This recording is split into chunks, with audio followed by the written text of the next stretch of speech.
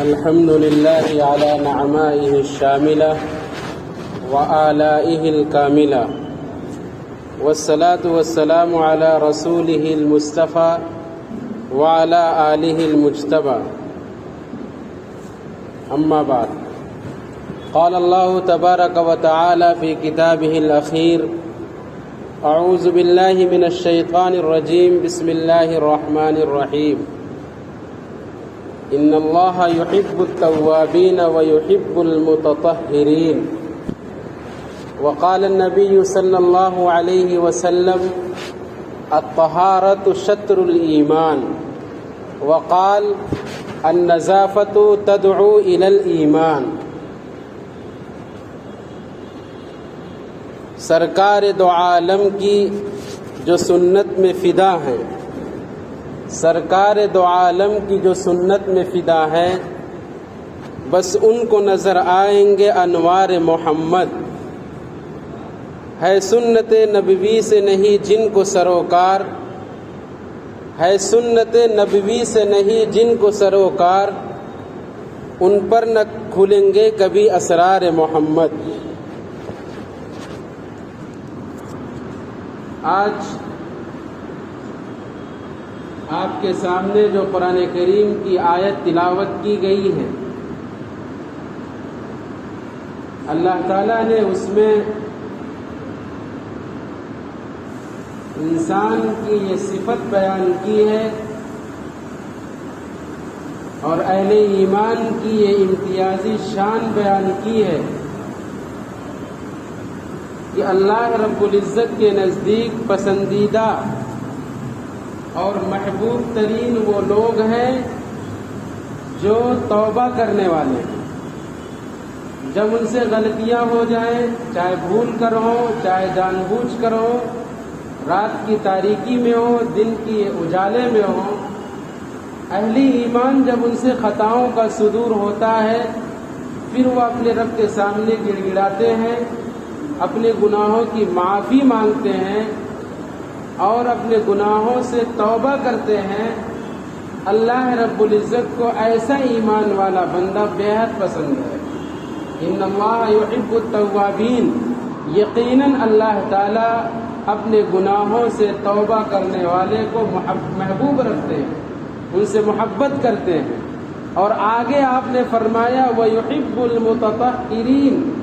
اور اللہ تعالیٰ پاکی حاصل کرنے والوں کو، صفائی پسند لوگوں کو، جو لوگ اپنے آپ کو پاک اور صاف رکھتے ہیں، اپنے آپ کو نجس اور ناپاک نہیں رکھتے، ایسے لوگوں کو اللہ تعالیٰ بے حد محبوب رکھتے ہیں. اللہ تعالیٰ کو ایسے بندوں سے بہت محبت ہے. ان اللہ یحب التوابین ویحب المتطہرین. طہارت اور پاکی حاصل کرنا یہ انسان کے لیے فطری طور سے اور اسلامی نقطۂ نظر سے بے حد ضروری ہے. ایک نفیس الطبع انسان کے لیے یہ ضروری ہے کہ وہ ہمہ وقت 24 گھنٹے پاک اور صاف رہے، گندا نہ رہے، ناپاک نہ رہے، نجس نہ رہے. وہ صفائی کا خاص خیال رکھے، طہارت اور پاکی کا اہتمام کرے. اللہ رب العزت کو صفائی اور طہارت اور نظافت کا اہتمام کرنے والا بندہ بہت پسند ہے. منافقین نے ایک مسجد بنائی تھی اور اس کا نام رکھا تھا مسجد ضرار. مضرتن سے ہیں، اس کے معنی آتے ہیں نقصان کے، مضرت کے. تو انہوں نے ایک مسجد تعمیر کی اور مسجد بنانے کے بعد ان کا یہ منصوبہ تھا، ان کا یہ پلان تھا کہ اس مسجد کے اندر بیٹھ کر کے اہل اسلام کے خلاف سازشیں کریں گے، پروپیگنڈے رچیں گے. ان کا یہ منصوبہ تھا کہ اہل ایمان کے خلاف پلاننگ ہوگی، سازشیں رچی جائیں گی.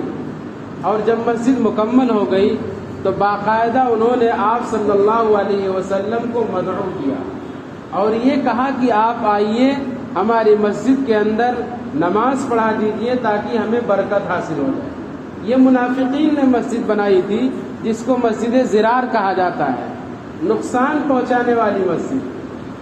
مسجد تو اللہ کا گھر ہے، لیکن ان کے ذہنوں کے اندر 24 گھنٹے شرارتیں رہتی تھی، خباثتیں رہتی تھیں.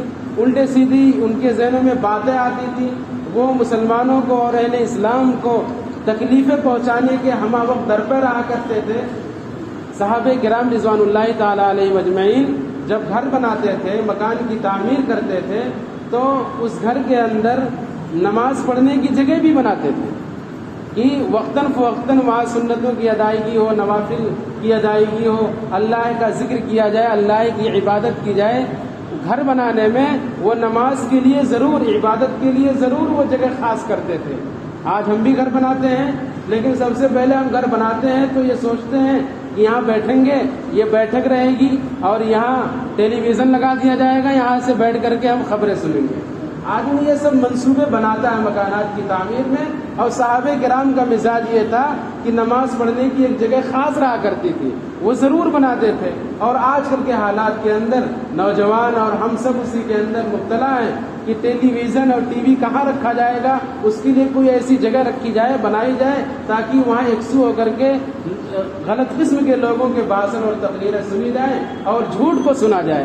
جھوٹ بولنا بھی گناہ، جھوٹ سننا بھی گناہ ہے۔ ہمارے مکانات کی تعمیر کے اندر اس جگہ کا اہم حصہ ہوتا ہے۔ تو صحابہ کرام گھر بناتے تھے تو آپ صلی اللہ علیہ وسلم کو بلاتے تھے کہ آپ آئیں اور 2 رکعت نماز پڑھ دیں تاکہ کچھ برکت حاصل ہو جائے۔ بہرحال منافقین نے مسجد بنائی اور آپ صلی اللہ علیہ وسلم کو دعوت دی گئی، لیکن ان کا منصوبہ یہ تھا کہ جب حضور اس مسجد کے اندر آئیں گے تو ہم پہاڑ کے اوپر سے ایک پتھر گرا دیں گے جس کی وجہ سے آپ شہید ہو جائیں، نعوذ باللہ۔ یہ ان کی پلاننگ تھی۔ آپ صلی اللہ علیہ وسلم کے بعد جب یہ دعوت نامہ پہنچا تو آپ غزوہ تبوک کے اندر مصروف تھے، ایک لمبے غزوے کے اوپر، اور بڑا مشکل جو ہے غزوہ تھا، وہ اس کے اندر تشریف لے گئے تھے۔ آپ نے کہا ٹھیک ہے، ابھی تو میں غزوے کے اندر مشغول ہوں، واپسی میں ضرور آؤں گا۔ جب غزوہ تبوک سے واپسی ہوتی ہے تو اللہ تعالیٰ نے اپنے پیارے حبیب کو وحی کے ذریعے بتلا دیا کہ جس جگہ آپ کو مدعو کیا گیا ہے، جس مسجد میں آپ کو بلایا گیا ہے برکت حاصل کرنے کے لیے، ان کے کہنے کے مطابق وہ اصل بات یہ ہے کہ ان کا مکمل منصوبہ اور پلاننگ یہ ہے کہ جب آپ وہاں جائیں گے مسجد زرار کے اندر تو آپ کے اوپر ایک بڑا پتھر ڈال دیں گے جس کی وجہ سے آپ زخمی ہو جائیں اور زخموں کی تاب نہ لا کر کے اپنی جان گنوا بیٹھیں۔ یہ ان کی پلاننگ ہے۔ آپ صلی اللہ علیہ وسلم کو اللہ تعالیٰ نے وحی کے ذریعے باخبر کر دیا۔ آپ نے صحابہ کرام کو حکم دیا کہ ایسا ہے جاؤ اور وہ جو نقصان رسا مسجد بنائی گئی ہے، منصوبہ بندی کے ساتھ جو مسجد بنائی گئی ہے، جہاں اہل اسلام کے خلاف فیصلے کیے جا رہے ہیں، جاؤ اور اس مسجد کو منہدم کر دو۔ صحابہ کرام جانثار تھے، فدائین تھے، وہ آپ کے حکم کے مطابق گئے اور اس مسجد کو منہدم کر دیا اور اس کو ختم کر دیا، کیونکہ وہ مسجد تھی ہی نہیں، وہ تو تکلیف کا، مصیبت کا اور نقصان پہنچانے کا اڈا تھا۔ آپ صلی اللہ علیہ وسلم کو معلوم ہوا، آپ نے اس کو منہدم کرا دیا۔ آپ جب مکے سے مدینہ طیبہ تشریف لائے تو آپ نے قباء کے اندر چند دن قیام کیا تھا، اور قباء میں قیام کرنے کے بعد جیسے آپ مدینے میں آئے تو مدینے میں آنے کے بعد سب سے پہلے اپنا گھر نہیں بنایا، اپنے گھر کی فکر نہیں ہوئی۔ سب سے پہلے آپ کو یہ فکر ہوئی تھی کہ مسجد نبوی اللہ کا گھر بنایا جائے، مسجد بنائی جائے۔ جس اونٹنی پر آپ سوار تھے، تاریخ کا بڑا سنہرا وہ حصہ ہے اور تاریخی واقعات بیان کرنے کے لیے اوقات بھی کم ہیں۔ تو آپ صلی اللہ علیہ وسلم جس اونٹنی پہ سوار تھے، وہ اونٹنی مدینہ طیبہ کے اندر 2 جگہ بیٹھی تھی۔ ایک جگہ بیٹھی تو فوراً کھڑی ہو گئی، دوسری جگہ بیٹھی وہ حضرت ابو ایوب جو خوش قسمت صحابی ہیں، جو میزبان رسول ہیں، ان کے گھر بیٹھی تھی اور آپ ان کے مہمان بنے تھے۔ اونٹنی جو پہلی جگہ بیٹھی تھی وہ جگہ ہے جہاں آج مسجد نبوی آباد ہے۔ آپ صلی اللہ علیہ وسلم نے سب سے پہلے اللہ کا گھر تعمیر کیا، اور اتنی توجہ کے ساتھ، اتنے اشتغال اور انہماک کے ساتھ آپ نے اس گھر کی تعمیر میں حصہ لیا کہ خود آپ صلی اللہ علیہ وسلم اللہ کے گھر کے لیے پتھر اٹھاتے تھے، محنت کرتے تھے، اپنے جسم کو تھکاوٹ میں مبتلا کرتے تھے۔ کتنی خوش قسمت ہیں وہ لوگ جو مسجدوں کو تعمیر کرتے ہیں، مسجدوں کے تعمیر میں ان کی صلاحیتیں صرف ہوتی ہیں۔ کسی بھی تعلق سے حدیث میں آتا ہے کہ اگر انسان چیل کے گھونسلے کے برابر بھی مسجد کے اندر حصہ لے گا تو اللہ تعالیٰ اس کو جنت میں گھر دیں گے، اللہ اس کا جنت میں ٹھکانہ بنائیں گے، گھر بنائیں گے۔ بہرحال آپ صلی اللہ علیہ وسلم نے قباء میں ایک مسجد کی تعمیر کی، وہ سب سے پہلی مسجد اسلام کی۔ لمسجد اسس علی التقوی، قرآن کریم میں بیان کیا گیا یہ ایسی مسجد ہے جس کی بنیاد تقوی اور طہارت پہ رکھی گئی ہے۔ قباء والوں کی ایک خصوصیت تھی، اس خصوصیت کی وجہ سے اللہ تعالیٰ نے وحی کے ذریعے آپ صلی اللہ علیہ وسلم کو بتلا دیا، فیہ رجال، اللہ تعالیٰ نے اپنے نبی کو بتلایا کہ قباء کے اندر ایسے لوگ ہیں جن سے اللہ بہت محبت کرتا ہے، جن کو اللہ رب العزت بہت چاہتا ہے، اللہ تعالیٰ کو ان سے بہت محبت ہے، اللہ کے نزدیک وہ بڑے محبوب ہیں۔ کیوں؟ اس کی وجہ یہ ہے کہ وہ صفائی پسند ہیں، وہ طہارت پسند ہیں، وہ پاک رہنا چاہتے ہیں، پاکی حاصل کرنا چاہتے ہیں۔ آپ صلی اللہ علیہ وسلم نے قباء والوں سے معلوم کیا کہ بھائی تم کیا کرتے ہو کہ اللہ تعالیٰ نے تمہاری صفات قرآن کریم کے اندر بیان کی ہیں کہ اللہ تعالیٰ اہل قباء سے بے حد محبت کرتے ہیں۔ قباء والوں نے یہ کہا کہ ایسا ہے جب ہمیں ضرورت پیش آتی ہے، استنجے وغیرہ کی جب ضرورت لگتی ہے تو ہم ڈھیلے کا استعمال کرتے ہیں، پتھر کا استعمال کرتے ہیں، ڈھیلے اور پتھر سے صفائی حاصل کرنے کے بعد ہم پانی بھی استعمال کرتے ہیں۔ اس بنیاد پر اللہ تعالیٰ نے ان کی تعریف بیان کی ہے اور اللہ نے یہ بیان کیا ہے کہ اہل قباء سے اللہ رب العزت کو بے حد لگاؤ ہے، بے حد محبت ہے۔ تو اسلام نے صفائی پہ اور پاکی پہ بڑا زور دیا ہے۔ ایک حدیث میں آتا ہے الطہارۃ نصف الایمان، پاک رہنا اور صاف رہنا یہ آدھا ایمان ہے۔ اور ایک حدیث میں آتا ہے الطہارۃ النظافۃ تدعو الی الایمان، جو انسان صفائی پسند ہوتا ہے، جو انسان نظافت پسند ہوتا ہے، جس انسان کی فطرت میں اور طبیعت میں پاک رہنا ہوتا ہے، گندگی اس کو پسند نہیں ہوتی، نجاست سے وہ کوسوں دور رہتا ہے، وہ ہمیشہ یہ چاہتا ہے کہ میں پاک صاف رہوں، تو ایسی صفائی اور پاکی اور نظافت تدعو الی الایمان، ایمان کی طرف بلاتی ہے۔ اور ایک روایت میں آتا ہے کہ پاکی اور صفائی جنت کی طرف لے جاتی ہے اور نجاست اور ناپاکی یہ جہنم کا راستہ دکھاتی ہے۔ ایک حدیث میں آتا ہے ان اللہ نظیف یحب النظافہ، اللہ تعالیٰ صاف ستھرے ہیں اور صاف ستھرے رہنے کو پسند بھی کرتے ہیں۔ ایک حدیث میں آیا ہے کہ اللہ تعالیٰ پاکیزہ ہیں اور پاکیزگی کو پسند کرتے ہیں۔ لہذا ایک اہل ایمان کی اور مسلمان کی اور انسان کی یہ خصوصیت ہونی چاہیے کہ وہ 24 گھنٹے پاک اور صاف رہے۔ ہوتا کیا ہے؟ صفائی کی طرف کوئی دھیان نہیں، پاکی کی طرف کوئی دھیان نہیں ہے، اور لوگ جو ہے ناپاک رہتے ہیں۔ بس اذان ہو گئی، وہاں چند لوگ بیٹھے ہوئے ہیں، کہہ رہے چلو نماز کے لیے۔ نوجوان کیا کہہ دیتے ہیں، یا بہت سارے عمر دراز لوگ بھی ہیں اسی کے اندر، کیا کہتے ہیں کہ میں پاک صاف نہیں۔ ایمان والا اور پاک صاف نہ رہے، ایمان والا اور ناپاک رہے۔ ایمان والا وہ آپ صلی اللہ علیہ وسلم کا مبارک فرمان کہ طہارت اور پاکی پیش نظر رہنی چاہیے، ایمان والا بندہ ہے۔ کسی حال میں اگر موت کا فرشتہ اچک لیا تو ناپاکی کے ساتھ انسان دنیا سے رخصت ہو۔ اسی لیے اللہ تعالیٰ چاہتا ہے کہ انسان ہمیشہ پاک اور صاف رہے، طہارت کا خاص خیال رکھے۔ نوجوان یہ کہتے ہیں کہ ہمارے کپڑے صاف ہیں، ارے کوئی ضروری تھوڑی ہے کہ آدمی نماز کے لیے ہی پاک صاف رہے۔ نماز کے لیے صفائی تو بے حد ضروری ہے، لیکن ایک عام انسان کے لیے ایک ضابطہ، انسانی بھی ضابطہ ہے اور شرعی بھی اصول یہی ہے کہ انسان کو پاک اور صاف رہنا چاہیے۔ کپڑے کی صفائی صرف نماز تک کے لیے نہیں ہے، کپڑے کی صفائی اور بدن کی صفائی یہ نماز کے باہر بھی ضروری ہے۔ نماز کے باہر بھی اتنی ضروری ہے جتنی ضروری نماز کے اندر ہے، نماز کے لیے ہے۔ لیکن نوجوان ناپاک رہتے ہیں، صفائی نہیں ہے۔ طہارت کے آداب کیا ہیں؟ پاک رہنا کس کو کہا جاتا ہے؟ غسل کے فرائض کیا ہیں؟ وضو کے فرائض کیا ہیں؟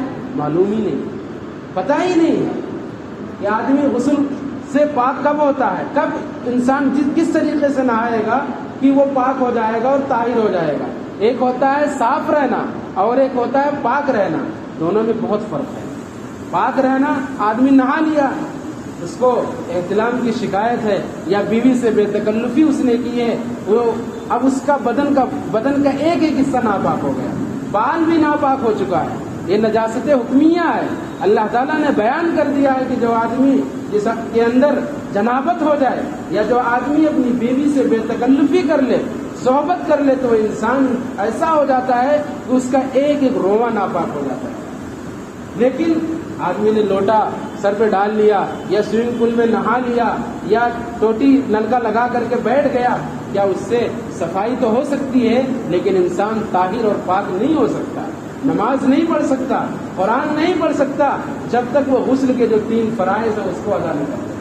جب تک ان فرائض پر عمل نہیں ہوگا انسان صاف تو ہو جائے گا لیکن پاک نہیں ہوگا. اس لیے نماز کے لیے، قرآن کے لیے 24 گھنٹے انسان کی صفائی کے لیے ضروری ہے کہ غسل کے لیے جتنی بھی شرطیں ہیں اس کو بجا لائے، تب انسان طاہر ہوگا، تب جا کر کے انسان پاک ہوگا. آپ صلی اللہ علیہ وسلم کی ایک سنت ہے، لوگوں کو ہو سکتا ہے معلوم ہو کہ آپ صلی اللہ علیہ وسلم کی ایک سنت یہ رہی ہے کہ جب آپ ازواج مطہرات سے صحبت کرتے تھے تو آپ صلی اللہ علیہ وسلم دینی مسئلہ بتانے میں کبھی بھی شرم نہیں کرنی چاہیے. دینی مسئلہ بتانے میں کبھی بھی پاس و لحاظ نہیں ہونا چاہیے، انداز اچھا ہونا چاہیے، ورنہ طہارت کے، نجاست کے، پاکی کے، غسل کے، صحبت کے جو آداب ہیں اور جو اسلام کے احکامات ہیں کیسے لوگوں کے سامنے آئیں گے. آپ صلی اللہ علیہ وسلم کی سنت تھی کہ جب ازواج مطہرات سے مصاحبت کیا کرتے تھے تو فوراً غسل کر لیا کرتے تھے. یہ آپ کی سنت رہی. ایک بیوی سے مصاحبت کی، آپ نے فوراً غسل کیا. دوسری بیوی سے آپ نے مصاحبت کی، آپ نے غسل کر لیا. یہ سنت ہے. آج بیوی سے صحبت ہوتی ہے، مصاحبت ہوتی ہے، مجامعت ہوتی ہے، انسان پڑا رہتا ہے، آرام سے 10 بجے اٹھے گا، 11 بجے اٹھے گا. اگر اسی حال میں جس حال میں وہ سویا اگر قبر کے اندر اس کی آنکھ کھل گئی تو یہی وجہ ہے کہ انسان کو ہمیشہ پاک صاف رہنا چاہیے تاکہ اگر اس کی موت آئے تو طہارت پہ آئے. تو آپ صلی اللہ علیہ وسلم کی یہ سنت ہے کہ غسل کے بعد، جنابت کے بعد فوراً غسل کر لینا چاہیے، یا نائٹ فال ہو جائے تو فوراً غسل کر لیں. اگر غسل نہ کر سکے کسی وجہ سے تو کم از کم وضو تو ضرور کر لے. یہ اسلام کی تعلیم ہے. غسل نہیں کر سکتا تو وضو کر لے. آپ صلی اللہ علیہ وسلم کی جو سنت ہے کہ غسل جنابت کے بعد غسل کرنا چاہیے، سائنٹسٹوں نے اور سائنسدانوں نے باقاعدہ اس پر تحقیق کی اور ریسرچ کیا کہ آپ نے ایسا حکم کیوں دیا کہ صحبت کے بعد یا نائٹ فال کے بعد غسل کر لینا چاہیے. بہت سی ریسرچ کے بعد انہوں نے اس نتیجے کو اخذ کیا اور اس نتیجے پر پہنچے کہ جب انسان ناپاک ہوتا ہے، جب انسان کو احتلام ہو جاتا ہے یا بیوی سے صحبت کرتا ہے تو اس کے بدن کے جو مسامات ہیں اس میں سے جراثیم نکلتے ہیں، اور جب فوراً نہا لیتا ہے تو وہ جو جراثیم ہے وہ ختم ہو جاتے ہیں. لیکن اگر وہ فوراً غسل نہ کرے تو وہ جراثیم باہر ہوتے ہیں اور بیماری کی شکل اختیار کر لیتے ہیں اور انسان مریض بن جاتا ہے. کتنی بڑی حکمت ہے سنت رسول کے اندر. انسان پڑا رہتا ہے، 10 بجے لوگوں کی صبح ہو رہی ہے. اہل ایمان کی، نوجوانوں کی صبح پوری رات موبائل میں مصروف رہتے ہیں اور ان کی صبح 11 بجے ہوتی ہے. حدیث میں آتا ہے جو انسان فجر کی نماز چھوڑ کے سوتا ہے اور 10-11 بجے اٹھتا ہے تو شیطان اس کے کان میں پیشاب کر دیتا ہے. شیطان اس کے کان میں پیشاب کر دیتا ہے. ایمان والوں کی صبح قرآن کریم کی تلاوت سے ہونی چاہیے، ذکر و اذکار سے ہونی چاہیے، اللہ رب العزت کی تسبیح سے ہونی چاہیے. اور ایمان والے کی صبح گانے سے ہو رہی ہے، موبائل کی گھنٹی سے ہو رہی ہے، ٹیلی ویژن کی آواز سے ہو رہی ہے. کیسا عجیب دور ہے، کیسی مشکل گھڑی ہے. ڈر بھی ہے، رویے میں کوئی تبدیلی بھی نہیں ہے. حضرت سلمان فارسی رضی اللہ تعالیٰ عنہ سے ایک صاحب نے پوچھا، ایک یہودی نے کٹاچ کیا اور طنز کیا حضرت سلمان فارسی رضی اللہ تعالیٰ عنہ سے، ارے تمہارے پیغمبر تو ایسے ہیں جو پیشاب اور پاخانے کا طریقہ بتلاتے ہیں. اس نے طنز کیا کہ تمہارے نبی تو ایسے ہیں جو پیشاب کرنے کا اور پاخانہ کرنے کا بھی طریقہ بتلاتے ہیں. ہم ہوتے کیا جواب دیتے؟ ہمارے پاس جواب نہیں تھا اس کا. حضرت سلمان فارسی رضی اللہ تعالیٰ عنہ نے کیا جواب دیا؟ آپ نے جواب دیا، جی ہاں، صرف یہی نہیں ہے، ہمارے پیغمبر تو ایسے ہیں کہ جو ہمیں یہ بھی بتلاتے ہیں کہ آپ کی شرمگاہ پچھم اور پورب کی طرف نہیں ہونی چاہیے، اور ہمارے نبی یہاں تک بتلاتے ہیں کہ آپ کو سردی کے موسم میں کتنی انگلیوں کا استعمال کرنا ہے، اور ٹھنڈ اور گرمی کے موسم میں کون سی انگلیاں استعمال کرنی ہے، پتھروں کا استعمال کیسے ہوگا اور ڈھیلوں کا استعمال کیسے ہوگا۔ ہمارے نبی صلی اللہ علیہ وسلم تو ہمیں یہاں تک بتلاتے ہیں۔ اس لیے انسان کے لیے ضروری ہے کہ وہ پاک رہے، پیشاب اور پیخانہ جب کرنے جائے تو پاکی حاصل کرے، صفائی حاصل کرے، اور دو چیزوں کا خاص خیال رکھے۔ ایک چیز تو یہ ہے کہ صفائی، اور دوسری چیز یہ ہے کہ وہ پردے کا اہتمام کرے۔ نوجوان کھڑے کھڑے پیشاب کرتے ہیں، روڈ کے کنارے کھڑے کھڑے پیشاب کر دیتے ہیں۔ ڈرائیور ہے، اس کی زندگی تو ہمیشہ جو ہے خطرے میں رہتی ہے۔ ڈرائیور لوگ جو گاڑی چلاتے ہیں، کب کیا ہو جائے اللہ کو معلوم ہے، کچھ نہیں کہا جا سکتا، لیکن جب پیشاب کا موقع آتا ہے کھڑے کھڑے پیشاب کر دیتے ہیں۔ ان کو کوئی لحاظ نہیں ہے کہ ہم سفر کے اندر ہیں، ہم کو پاک رہنا چاہیے، ہماری موت اگر ایسے آ گئی تو ہم ناپاکی کے ساتھ اللہ کے حضور پہنچیں گے، ظاہر سی بات ہے۔ تو آپ صلی اللہ علیہ وسلم نے یہ فرمایا ہے کہ انسان کو پاک رہنا چاہیے، صفائی انسان کو اختیار کرنی چاہیے۔ تو حضرت سلمان فارسی رضی اللہ تعالیٰ عنہ نے کیا جواب دیا کہ اللہ کے رسول تو ہم کو انگلیوں سے کس طریقے سے پاکی حاصل کرنی ہے وہ طریقہ بھی سکھلاتے ہیں۔ ایک مرتبہ آپ صلی اللہ علیہ وسلم کو ضرورت پیش آئی۔ پہلے لیٹرن باتھ روم تو جو موجودہ شکل کے اندر ہیں وہ تو تھے نہیں، آج کل تو آدمی کا جہاں کچن ہے وہیں لیٹرن اور باتھ روم ہے، ایسی سہولیات دستیاب ہو گئی ہیں۔ اور میں تو یہ کہتا ہوں کہ جیسے پہلے لوگ دور دراز جایا کرتے تھے تو اس میں بہت ساری راحتیں اور سکون، غلط نہیں ہے، کیونکہ آدمی جہاں غلاظتیں نکالتا ہے، ناپاکیاں نکالتا ہے، اور جہاں استنجا اور پاخانے کرتا ہے، ایسی جگہوں کے بارے میں آتا ہے کہ یہ خبیثوں کی جگہ ہے، اہل خبیث رہتے ہیں۔ اس لیے آپ نے فرمایا ہے کہ جب آدمی استنجے کے لیے جائے یا پیشاب پیخانے کے لیے جائے تو یہ دعا پڑھے، اللہم انی اعوذ بک من الخبث والخبائث، اے اللہ میں تیری پناہ چاہتا ہوں خبیث مرد سے اور خبیث عورتیں سے، کیونکہ یہ خبیثوں کی جگہ ہے، اہل خبیث وہاں رہتے ہیں۔ آج کل لیٹرن باتھ روم گھروں میں بن گئے، کمرے سے بالکل متصل کر دیے گئے۔ بتائیے اس سنت رسول کو سب سے زیادہ پڑھنے کی اور اس پر عمل کرنے کی ضرورت ہے۔ انسان جس کمرے میں رہتا ہے وہ خبیث بھی رہتے ہیں، تو لیٹرین کے دروازے پر اپنے بچوں کو اور ہمیں خود یہ دعا لکھوا دینی چاہیے کہ وہاں جائیں تو کم از کم یہ دعا پڑھ لیں، تاکہ انسان کی خبیث سے، خبیث مردوں اور عورتوں سے حفاظت ہو جائے۔ آپ صلی اللہ علیہ وسلم کو ضرورت پیش آئی، آپ وہاں پردے کی کوئی جگہ نہیں تھی، آپ نے ایک ترمذی کی روایت ہے، آپ نے دو درختوں کو حکم دیا کہ میرے ساتھ چلو، وہ درخت چل پڑے اور وہ درخت اس طریقے سے کھڑے ہو گئے، آپ صلی اللہ علیہ وسلم نے ان کے درمیان بیٹھ کر اپنی ضرورت پوری کی، اور جب آپ اپنی ضرورت سے فارغ ہو گئے تو آپ نے درختوں کو یہ حکم دے دیا کہ اب اپنی اپنی جگہ چلے جاؤ۔ یہ نبی کا معجزہ تھا کہ وہ دونوں درخت پھر اپنی جگہ چلے گئے۔ پردے کا اہتمام ہونا چاہیے۔ انسان چونکہ اب جانور بن چکا ہے، کھڑے کھڑے پیشاب کرتا ہے۔ ایک حدیث میں آتا ہے کہ اللہ کے رسول صلی اللہ علیہ وسلم دو قبروں کے پاس سے گزرے، مر رسول اللہ صلی اللہ علیہ وسلم بقبرین، کہ آپ صلی اللہ علیہ وسلم کا گزر دو قبروں کے پاس سے ہوتا ہے، ایک قبر اور دونوں قبروں میں مردوں کو عذاب ہو رہا ہے۔ آپ صلی اللہ علیہ وسلم وہاں رکے اور صحابہ کرام سے بیان کیا کہ یہ تو قبریں ایسی ہیں کہ یہاں مردوں کو سزا دی جا رہی ہے، اللہ کے عذاب کے اندر مبتلا ہیں، لیکن کوئی بہت بڑی بات نہیں۔ کس وجہ سے ان کو عذاب دیا جا رہا ہے؟ کہ ان میں سے ایک وہ آدمی ہے کہ لا یستنزہ من البول، جو پیشاب کی چھینٹوں سے نہیں بچتا تھا، پیشاب کی چھینٹوں سے اپنے آپ کو بچاتا نہیں تھا، اور دوسرا وہ انسان ہے جو غیبتیں کرتا تھا، چغلخوریاں کرتا تھا۔ آج کل غیبت کرنا اور کھڑے کھڑے پیشاب کرنا معمولی سی بات ہے، انسان کے دل میں کوئی اثر ہی نہیں ہوتا۔ کتنا بڑا عذاب دیا جا رہا ہے کہ پیشاب کی چھینٹوں سے نہ بچنے والا عذاب قبر کے اندر مبتلا ہے، اور غیبت کے اندر مبتلا شخص عذاب قبر کے اندر مبتلا ہے۔ کتنا بڑا جرم ہے کہ قبر کا عذاب ہو رہا ہے اس انسان کے لیے جو پیشاب کی چھینٹوں سے اپنے آپ کو بچا نہیں رہا۔ ضرورت ہے، سب سے بنیادی ضرورت ہے کہ انسان پاک اور صاف رہے۔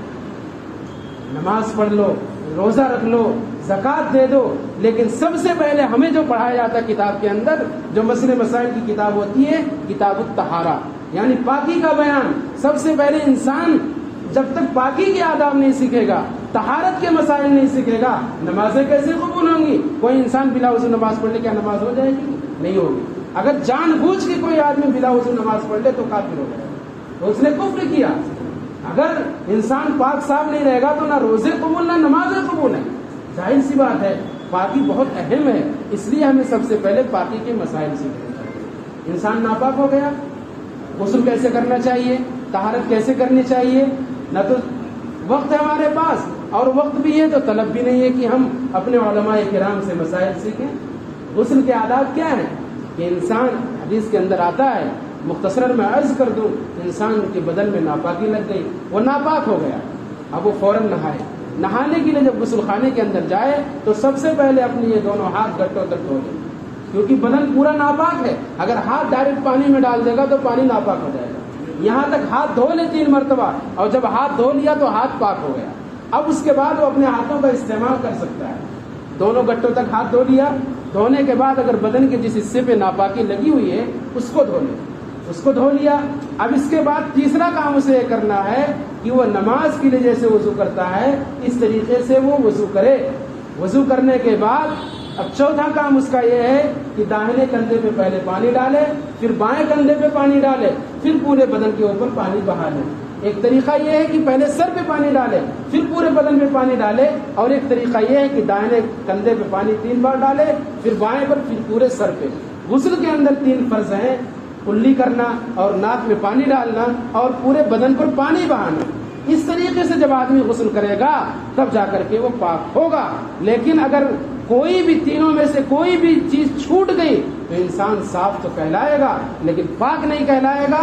ان حالات کے اندر نہ تو وہ قرآن پڑھ سکتا ہے اور نہ وہ نماز پڑھ سکتا ہے۔ یہ میں اس غسل کی بات کرتا ہوں جو غسل فرض ہے، جو غسل فرض ہے، جو غسل مسنون ہے، یا ٹھنڈک حاصل کرنے کے لیے جو غسل ہے وہ سب اسی طریقے سے ہوگا۔ اس کا طریقہ یہی ہے، غسل خانے میں جائے، دونوں ہاتھ گٹوں تک دھوئے، پھر اس کے بعد شرمگاہ کا حصہ دھو لے، بدن کے جس حصے پہ ناپاکی لگی ہے اس کو دھو لے، اور نماز کی وضو کی طرح وضو کرے۔ دائیں کندھے پہ 3 بار پانی ڈالے، پھر بائیں پہ ڈالے، پھر پورے بدن پر پانی ڈالے، اور بدن کا ایک بھی حصہ چھوٹنے نہ پائے۔ اگر غسل فرض ہے اور بال برابر بھی اگر حصہ کوئی بچ گیا تو انسان کا غسل نہیں ہوگا۔ یہ سب مسائل سیکھنے کی ضرورت ہے۔ پاکی حاصل کس طریقے سے کی جائے گی جاننے کی ضرورت ہے۔ ہماری عمریں بہت لمبی ہو گئی، ہم بڑے ہو گئے، لیکن طہارت حاصل کرنے کا طریقہ ہم کو نہیں معلوم، غسل کا طریقہ ہم کو نہیں معلوم، وضو کا طریقہ ہم کو نہیں معلوم۔ یہ سیکھنے کی ضرورت ہے، یہ بنیادی چیز ہے۔ اللہ تعالی ہم سب کو ظاہری طور سے بھی پاکی حاصل کرنے کی توفیق دے اور باطنی طور سے بھی، یعنی اللہ ہم سب کے دلوں کو اور قلوب کو پاک اور صاف رکھے۔ وآخر دعوانا الحمد للہ رب العالمین۔